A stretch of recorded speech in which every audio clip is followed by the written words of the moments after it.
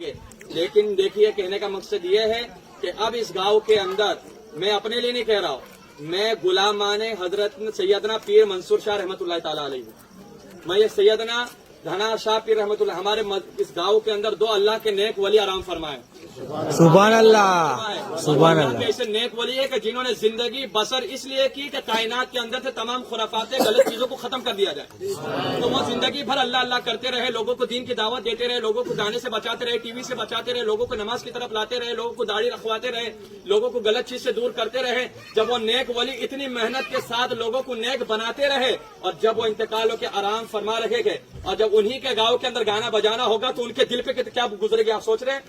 ان اولیاء کرام کو کتنی تکلیف ہوگی جنہوں نے چاہا تھا کہ کائنات کے اندر سے خرافات ختم ہو جائے اور ان کے مزار ان کے گاؤں کے اندر یہ خرافاتیں ہوگی تو ان کو کتنی تکلیفیں ہوگی ایک دن کا۔ اور آپ سوچ رہے ہوگے کہ چلو شادی خوشی کا ماحول ایک دن بجا لے گے، لیکن میں ان سے تمام باراتیوں سب سے محبت کرتا ہوں اس لیے کہ آپ نے مصطفیٰ کا کلمہ پڑھا ہے۔ آپ کی مجھے فکر ہے بھائی، کیونکہ ہم ایک دن گانا آپ دیکھ رہے ہوگے مسلمانوں کی کتنی پریشانی ہے، 3 مہینہ ہوتا نہیں ہے، لڑکی کہتے میرے کو جانا تیرے ساتھ جمتا نہیں ہے کہ نہیں ماحول ہے؟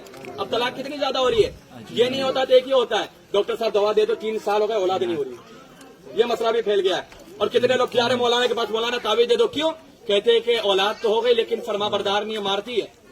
یہ وجہ کیا ہے؟ اولاد ہو رہی ہے تو نافرمان، یا تو اولاد ہو نہیں رہی ہے، یا تو بیوی ساتھ میں محبت ختم ہو جا رہی ہے، 3-4 مہینے کے بعد شادی طلاق ہو جا رہا ہے۔ اس کی وجہ کیا ہے؟ جو ہم ایک دن مصطفیٰ کی سنت کو ادا کرتے وقت گانا ڈیجے گانا اور ناچنا خود نہ کرتے ہیں، اس کی نحوست کی وجہ سے شادی کے اندر جو برکتیں ہوتی ہے اسے اٹھا لیا جاتا ہے۔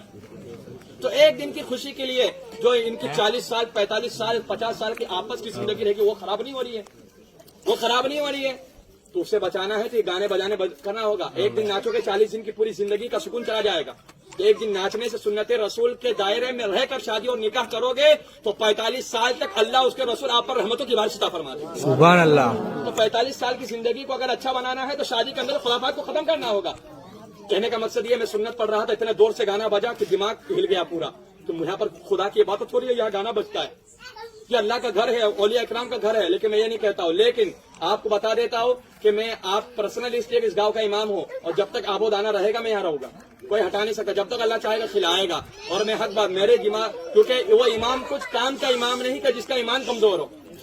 اگر کھڑے ہو کے نہیں بولتا تو میرے پیچھے لوگوں کی نمازیں نہیں ہوتی، کیونکہ یار غلط ہو رہا ہے اور امام بولا نہیں تو میرے پیچھے نماز پڑھ کے کیا فائدہ؟ امام بزدل ہے، بزدل کے پیچھے نماز اور اس کی ابتدا کرنا جائز نہیں، حرام ہے۔